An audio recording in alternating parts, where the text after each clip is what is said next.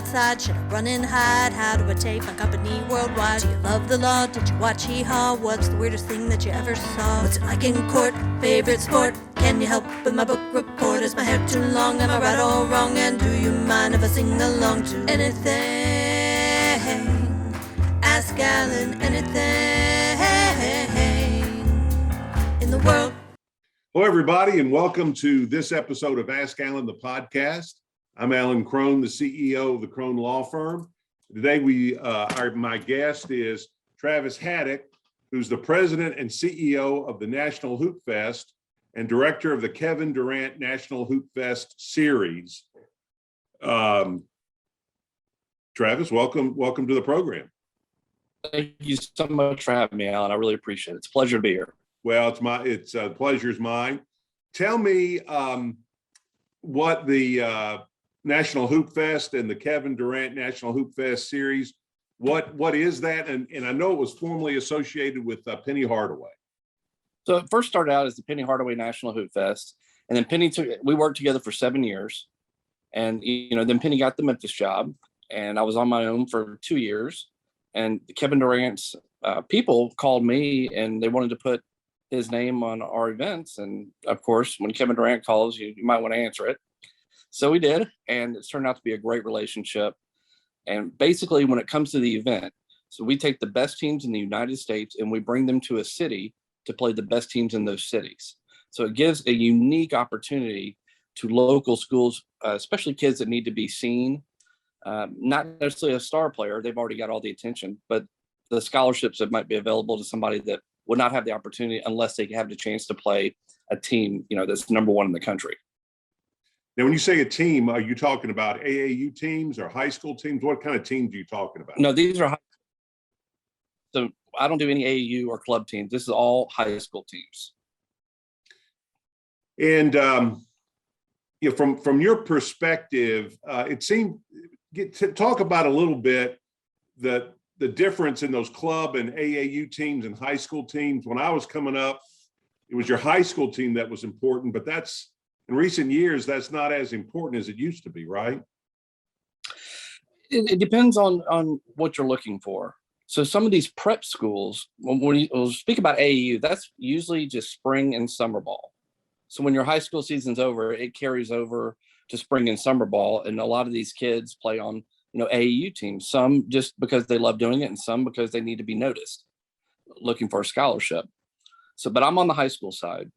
So I'll take a lot of public and private schools, say in Memphis, to play the best teams in America. And some are prep schools.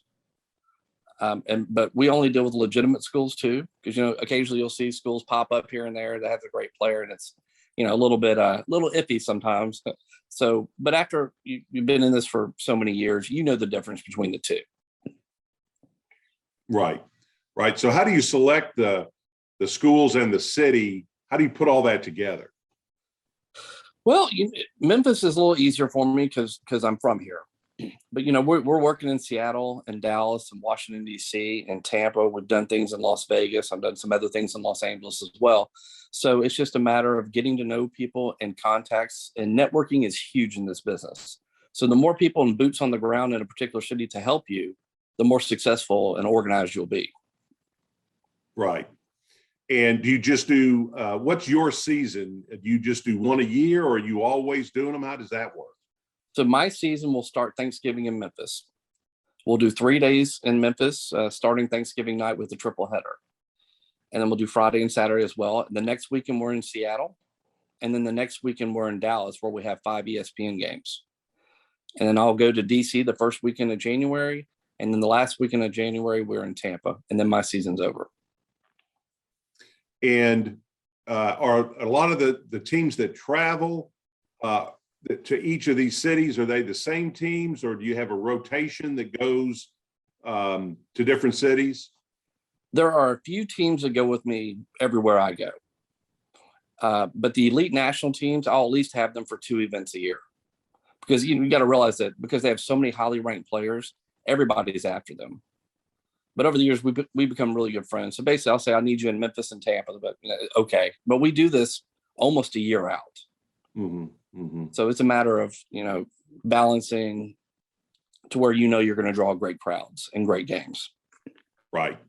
And how do you ever try to predict where the stars are going to be and try to go after those high schools? How does that work? Okay, well, there's a lot of these top-notch national schools are perennial. So they might lose 6, 7 seniors and reload with 6, 7 more the next year. That's usually and 100% of the time what happens. So those are a lot of the schools I work with to travel with, because it's a guarantee. And that's, because they go to prep schools, part of the deal is they travel every weekend to get used to that college and, NBA potential experience. So they're ready for the next level before they get there. But there are a lot of kids that still, they're loyal to their school and they'll stay there. There's 2 kids in Memphis I can think of right now. There's Chandler Jackson at Christian Brothers, who's a great player that could have gone to any prep school he wanted to. And there's also Amar Knox at Bartlett, who's staying home, and he's going to be a Memphis Tiger, and he's playing for his home school. So I think that's great, and actually helps with our events too, that some of these kids do stay home, because it does give them a chance at possibly beating one of these teams, which is very difficult. Yeah, Chandler was somebody that I'm kind of associated with Christian Brothers in terms that my family's gone there for years, and I had 2 kids go, 2 sons that went through. And the talk around that fan base was, after Chandler's freshman year, that it would be lucky if he stayed all 4 years at Christian Brothers, and it looks like he's going to do that. Well, that would be great. I graduated from Christian Brothers as well. And Bubba Luckett is one of my favorite people on the planet. So I'm glad, I'm really, really hoping Bubba gets that state championship. I'm really pushing for him. Right. Yeah. Well, as a Christian Brothers fan, I hope that they do too, because they've come close a number of times and never quite been able to get it past the finish line. It'd be great for that school to do that. Absolutely would. It'd be great. So hopefully this will be their year. Yeah. Well, we'll keep our fingers crossed. Well, how did you get into this? I know that this is not the kind of thing that you wake up one day and say, I'm gonna put this together, and then a year or two you've got it all put together. How did you get from where you were to where you are now? Well, the origin is really when I was 9 years old. I went to campus school at the University of Memphis for elementary school. And my mom and dad got to know Larry Finch a little bit. So instead of going to after school daycare, because both my parents worked at the University of Memphis, and my dad just finished his 51st year there. Wow. Yeah. But instead of going to daycare, Larry Finch and Dana Kirk and that group let me come to the field house where they practiced every single day for 5 years through 6th grade. So I got to know them. That's where my passion for basketball and the Tigers came in to play. But it didn't come to fruition until years later. I got into restaurant management. I was a troubleshooter for a company, and I traveled all around before I had children. And there was a part about 15 years ago where I was just having a really hard time. So many hours, I was worn down. I said, I have to do something in my life that I'm going to be passionate about, and going to be to where, because I had the drive. So it was just a matter of getting it. So I said, I'm going to do basketball events. I didn't know who to call. I didn't know what to do, but I said, I'm going to do it. And I'm going to give it 3 years. Walked away from my career. I started waiting tables again, which I hadn't done since college, because it had benefits for me. And I just networked. I worked free at basketball events. I knew how to organize things, but I need to learn that side. I started meeting college coaches, and Josh Passner was a huge asset to me and became such a great friend. And so by the 3rd year, we had put together an event. I was going to take a loan out to pay for it. And because we were still searching for a sponsor, we got very lucky with 3 huge schools that were coming in. So I knew it was probably going to be really big. But I wasn't 100% sure. And then I met 2 of my heroes, which is Dave Slott and Don Carnes with ARS Rescue Rooter, who I met randomly at Houston's restaurant one night. And, they believed in me and became our title sponsor very quickly. And, sometimes in life, you just need one person to give you the opportunity, because you can do it, It's just having somebody believe in you and what you're capable of doing. So I took that and it really, took it to heart to represent them well. And we turned it into, a national thing. So it's pretty neat. And it's tough, when you want to pursue your dreams, it's not easy. It does come at a cost. So you just have to be willing to take the good with the bad until it's all good. Right. And, I think sometimes this is the kind of thing where you can generally plan, but as you say, so much of it is contingent on, the right thing falling at the right time, or a chance meeting with, guys like Dave and Donna, who I know very well from their days at Service Master, Truger and Kimlon, and having the right conversation at the right time. You can't plan for that. All you can do is really kind of put yourself in the right position to be and to be ready when the opportunity is in front of you. Well, you can't have fear to fail. We're all going to fail in life. Probably more times you might succeed. All you need is one. Part of my inspiration when you read about Colonel Sanders, when he was trying to get Kentucky Fried Chicken going, was probably turned down almost 1,000 times until that one person or bank, whomever, believed in what he was doing and funded it. And look how that grew. So all it takes is one. That's right. How long have you been? Has this series been available? This is the 11th year. Would have been 12 not for COVID, but we had to take that year off. So this will be basically year 11 of playing. All right. So you started in what, 2010? 2010. Well, I was told there'd be no math, but even I can do that math, I guess. That's not too bad. So how important was it early on to have Penny Hardaway associated with your series? Well, what's crazy about it is I already had these teams coming and Penny's name wasn't on it yet. So we have a mutual friend that was like, you and Penny really should get together. He had an event at the field house last year, wanted to kind of ramp it up a little bit and seeing the teams you've got coming. I said, well, we'll set up, we'll go eat lunch together. So we went and had lunch, really hit it off. And I told him the biggest thing is I don't want any money from you. So that was the deal. Just put your name, just be present. One thing he's about is being present. He is so good with fans. He is one of the nicest, most genuine people that you'll ever come across, and great to work with too. Yeah, I've always been impressed with the way he, walk into a gym, get mobbed, but he's got the patience to and the generosity to, sign every autograph, take a selfie with everybody who wants to take a selfie with him, and not everyone with that kind of fame is that generous. A good example of that, we had an event, it was sold out. And after the last game, it was probably 10 o'clock at night, all the kids had come down on the court, and there must have been 100 of them. And he was taking pictures, signing things. And I asked him, I was like, do you want to go ahead and go? He said, no, we'll wait till the end. We waited another hour until he finished up, which I thought was really cool. Yeah, he's a class act. That's all there really is to say about it. That's correct. So who's the biggest name you've had in the tournament? It's hard to say. You can look at the Ben Simmons of the world, the Joel Embiids, D'Angelo Russells, the Malik Monks, RJ Barrett, number one pick. There's so many. We've had over 40 first-round draft picks. So picking the best one, I think the best one the two best I saw live in high school was Jabari Parker, who played at Chicago Simeon, which is where Derrick Rose went to school, and Ben Simmons. We had a game with Ben Simmons. He had 20 points and 8 rebounds in the first quarter. Wow. Yes, he was unbelievable.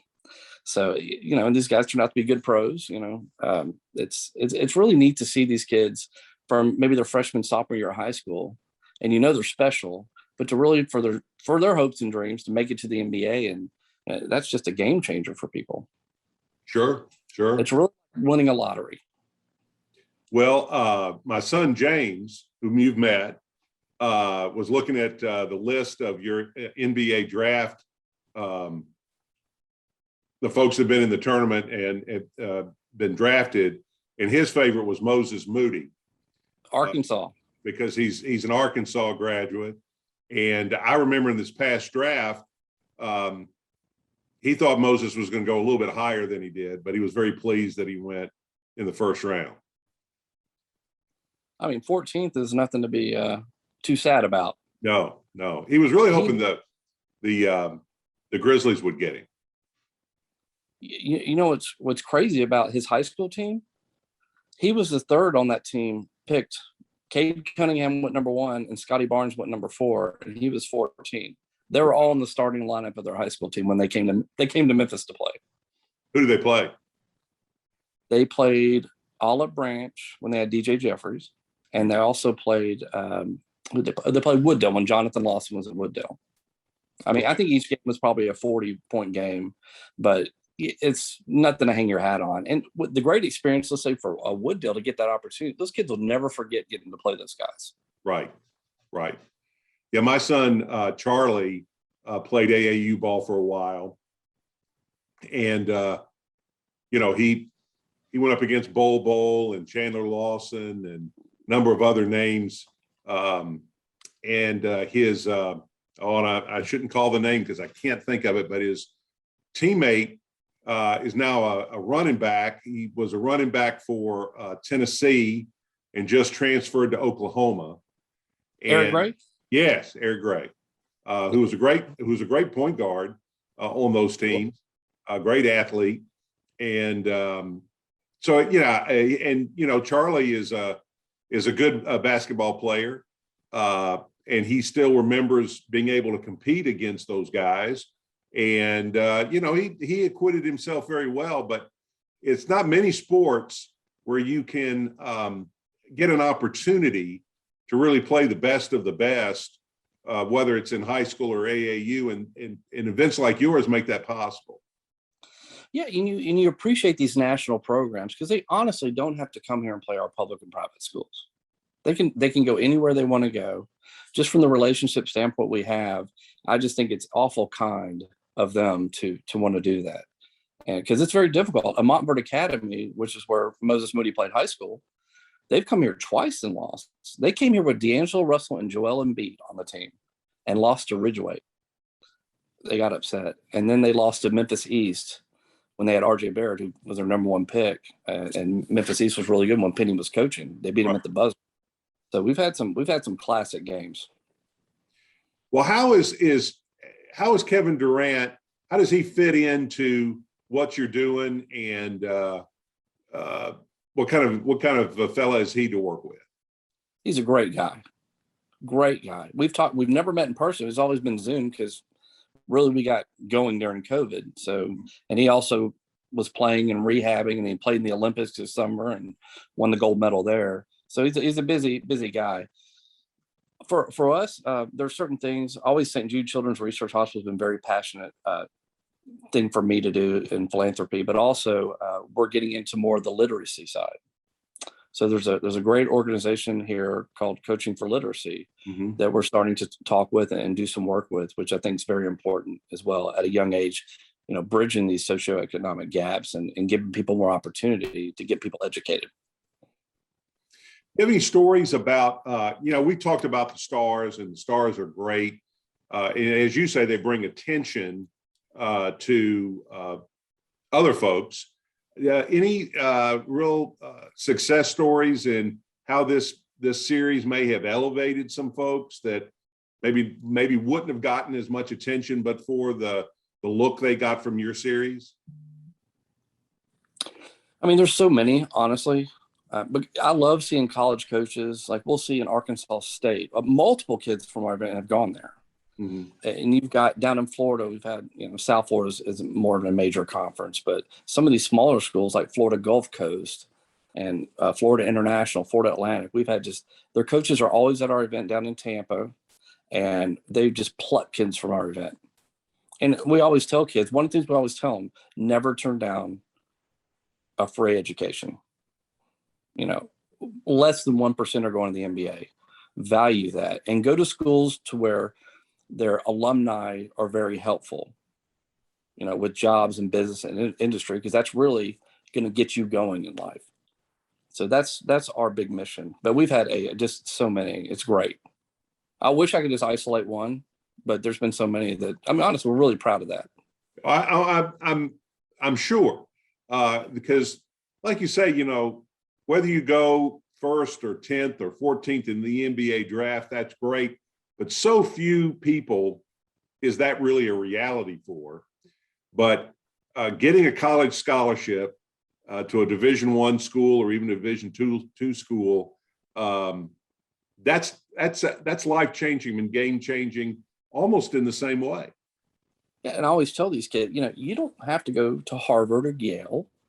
You don't. If you've got the drive within you and you work hard, you're going to be successful. It's a guarantee. It comes from within. So Travis, where did you go to high school? I went to White Station 7th grade to 10th grade, and then I went to Christian Brothers my junior and senior year. Okay. All right. And did you play or did you coach, or what relationship with basketball did you have in high school? Well, I loved playing. I was more, I wasn't good enough to play on the high school level. Maybe I was more in the church league having fun. It was more recreational for me. But my claim to fame is my brother and I could dunk. Just like me, Travis. I couldn't dunk. My basketball coaches in grade school always called me the visual threat. Yes. I was the first one off of the bus, but I was the last one off the bench usually. Yeah, my brother and I, he's an inch shorter than me, could jump even higher. Wow. We'd go to the park in high school and hustle people for $5. They wouldn't believe we could dunk. So those were fun days. Yeah. So you were in the gym for the Final 14 in the 80s. I was at every practice. I was very close with Andre Turner as a kid, and Keith Lee, Larry Finch, Dana Kirk, and a lot of those guys. They were all nice to me, every one of them. And we went to every game. We had season tickets at the Coliseum because my parents worked there. So we didn't miss a game for years. I don't think, maybe 10 years we didn't miss a game. Sure. That I can remember. We've seen a lot of unbelievable Louisville games. This Metro Conference is great. Well, I've always said if the Metro Conference had stuck around and played football, it would be a Power 5 conference. No question. At one time you had Florida State and Memphis and Louisville, Cincinnati, Virginia Tech. There's a lot of great programs in there. South Carolina. That's right. Georgia Tech early on. Was Georgia Tech Metro or Missouri Valley? No, they were Metro. They're Metro? Okay. Yeah. I'd forgotten that, and I was looking at a list, and because I've always said if that league had stuck around, it would be a great basketball conference now, and it would be a Power 5 football conference. Since you're involved in this world, wouldn't be a good college sports, NBA talk without talking about NIL.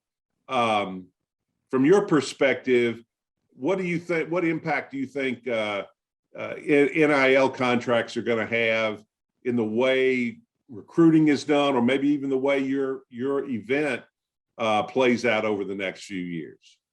Well, for me, it won't do anything because I do not get involved with kids. Sometimes if a kid's in my event multiple years and we travel around together, we'll see each other, and it's always in passing. I just take pride in they have families and people. They don't need me. I just provide the platform. Mm-hmm. But I think NIL is fantastic.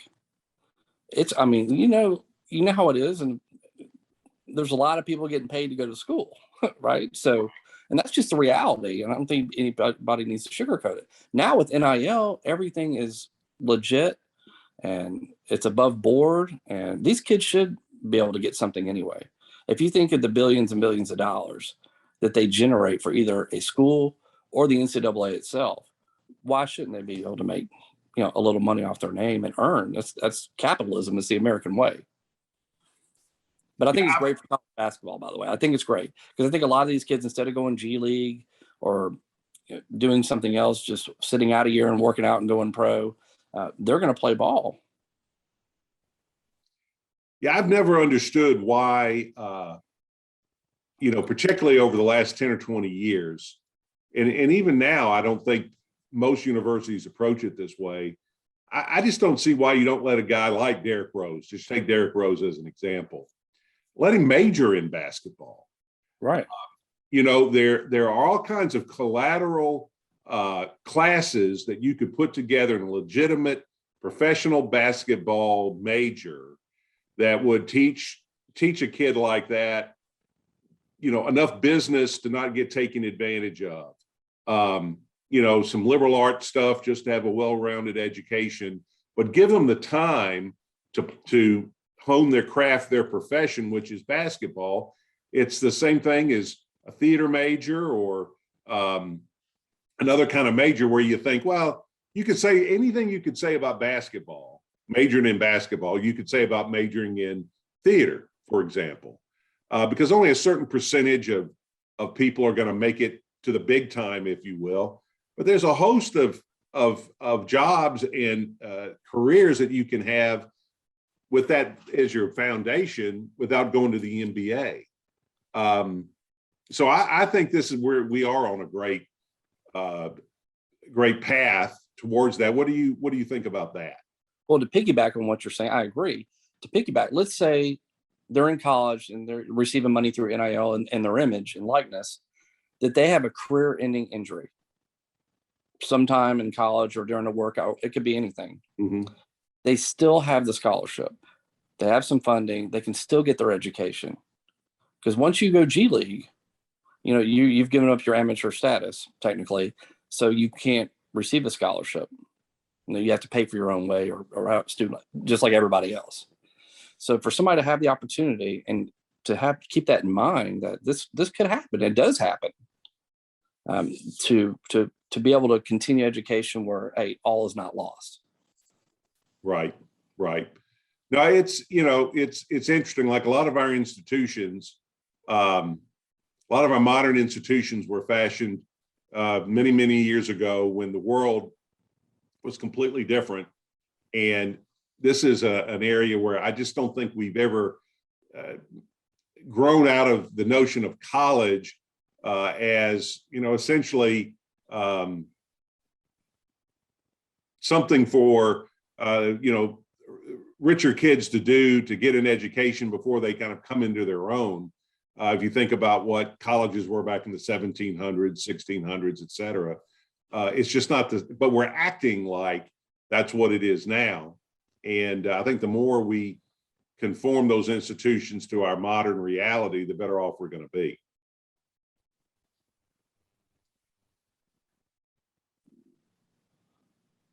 Right.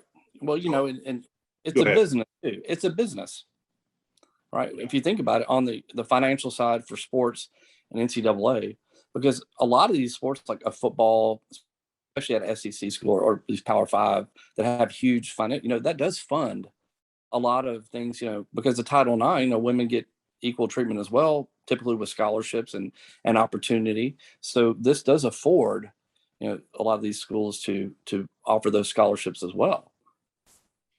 So what's the future for your event? Do you see growth or expansion?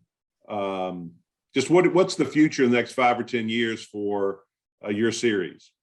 So the big thing now is we're looking to go international. So we're in talks with doing an event in Dubai within the next couple of years. Nice. And I'd also go to France and Germany and Spain because basketball is pretty big there. Even Italy too, but France, Germany, and Spain their club teams are really good. So that is one opportunity, and also going to Asia as well. Where in Asia would be your first choice? Well, it would be Japan, and then China and South Korea. And I don't know in what order, honestly, the more I think about it, because I think it would be well received no matter where we did it over there. So, and to bring like the elite talent over there to play against each other in front of the crowd and possibly play some of their younger national teams would be great.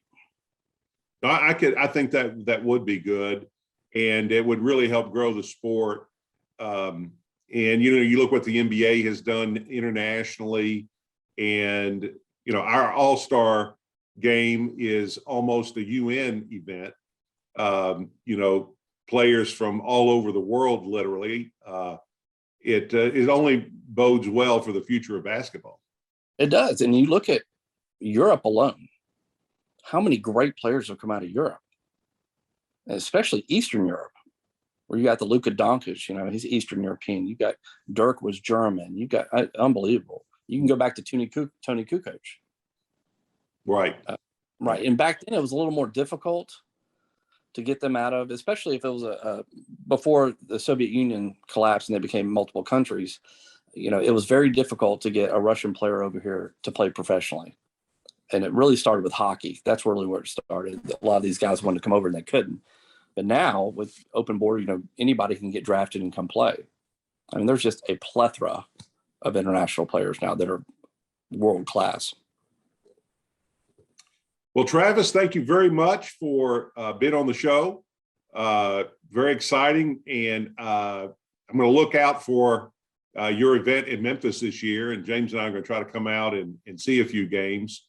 Love basketball, love Memphis basketball. Thank you for doing this, not just being on the show, but thank you for putting this together and making Memphis a big part of it. Well, thank you. I really appreciate you having me and appreciate the support, and look forward to another 12 years of growth. And we'll see in a couple of years where we'll come back to see if we're in Dubai yet. Well, I may come to Dubai with you. I like that. Come on. Yeah. Might as well, if you're gonna go international, might as well go to a very nice place. I might need a lawyer to go over there. So there we go. I'll help you negotiate contracts. I hope you don't need a courtroom lawyer. No. I don't want one of those. Not over there. Yeah. So. All right. Well, Travis, again, thank you very much. Thank you, everybody, for watching. If you've enjoyed this, and why wouldn't you have enjoyed it? It's great basketball talk. Please share us on social media. Email us to your friends. Travis is going to go and promote Memphis basketball, and I'm going to go get some justice. So thank you all for watching. And Travis, I'll see you around campus. Thank you, sir. Have a great day. All right.